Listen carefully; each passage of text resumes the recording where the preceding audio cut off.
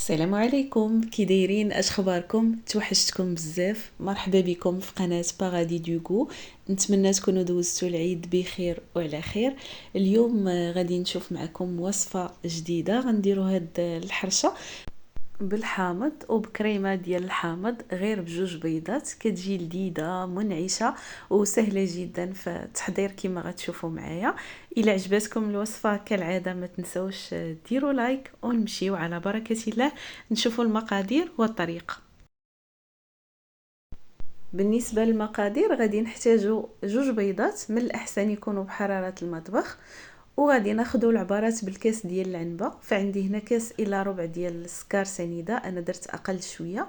كاس الا ربع ديال الزيت، علبه ديال الياغورت درتو بنكهه الفاني، ممكن ديروه بنكهه الحامض الا بغيتو.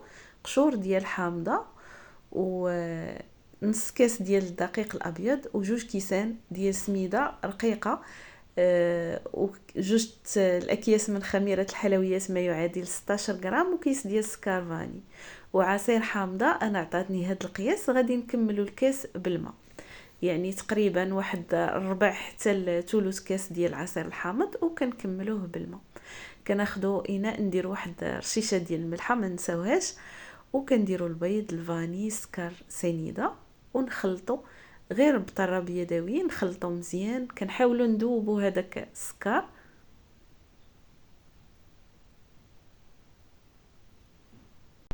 من بعد غنزيد قشور ديال الحامض والزيت،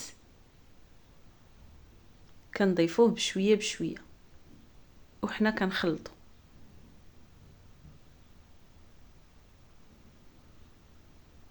غيولي عندنا الخليط ثقيل. من بعد غنزيد الياغورت وعصير الحامض اللي خلطناه مع الماء.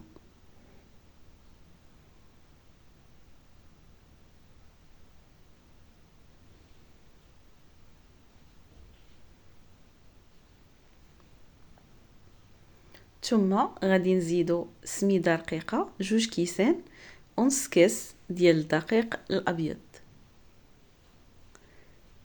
ممكن نغربلوهم ونخلطوهم مع خميره الحلويات. انا خليت الخميره حتى الاخير، كيجينا خليط خفيف. ضروري يكون الخليط خفيف باش حتى الحرشه تجينا خفيفه ملي طيب. صافي كنغربلو الخميره في اخر مرحله ونخلطو. من بعد غتفرغوها في قالب يكون فيه حفره في الوسط، يعني قالب الشكل اللي بغيتو، غير يكون فيه مكان اللي غنديروا فيه الكريمه.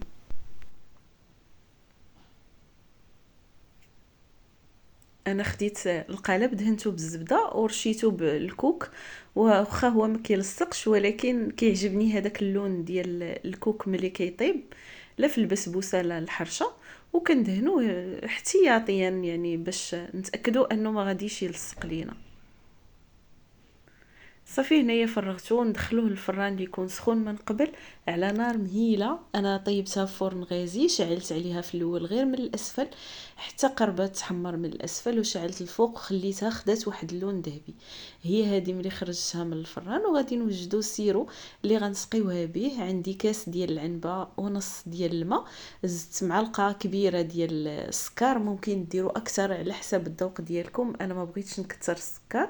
وهذيك الحامضه اللي عصرنا ودرناها في الحرشه، خديت القشور ديالها قطعتهم، وغادي نغليهم مع هاد السيرو.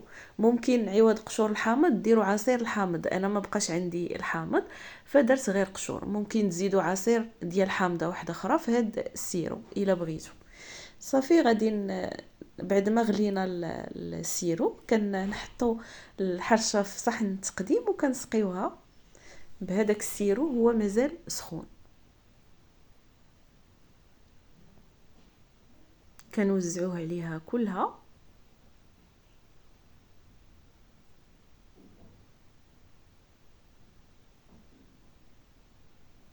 صافي ونخليوها جانبا ونمشيو نحضروا الكريمه. غادي نحتاجو 2 كيسان ديال العنبه ديال الحليب و4 ديال المعالق كبار ديال السكر. انا درت غير 3 وخليت حتى نذوق. 2 معالق كبار ديال لا كريم باتيسيير وعصير ديال حامضه. انا عطاتني فايت ربع ديال الكاس، يعني 4 كيس وافي. خلطوا هاد المكونات مع بعضياتهم. غادي نزيد واحد شويه ديال النكهه ديال الفاني، وممكن ديروا كيس ديال السكر فاني. وهنايا دقس غنزيد واحد نص معلقه ديال السكر، ممكن ديروا حتى ل4 على حسب الذوق ديالكم. كنخلطوا كل شيء وكنحطوها فوق النار مع التحريك المستمر حتى كتقال هاد الكريمه، يعني كما كنحضروا لا كريم باتيسيير العاديه. من بعد ما طابت كتولي على هذا الشكل ثقيله، غادي نزيدها معلقه صغيره ديال الزبده.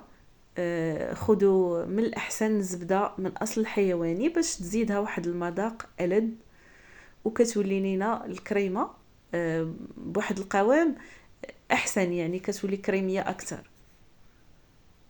صافي خلطنا الزبده حتى دابت وهي مازال سخونه. كنفرغوها في وسط الحرشه، ما تخليوهاش تبرد باش ما تقالش ليكم، يعني مباشره غير توجدوها فرغوها فوق الحرشه. كنقادوها كما كتشوفوا ونخليوها تبرد شويه وندخلوها للثلاجه حتى تبرد مزيان. من بعد زينوها كما بغيتو. انا زينتها بالفيوتين وبوريقات ديال النعناع. هذا هو الشكل ديالها. كتجي بحجم كبير وكتجي هشيشه ولذيذه بكريمه اكثر من رائعه. شكرا لكم على حسن المتابعه والى اللقاء مع وصفات جديده باذن الله.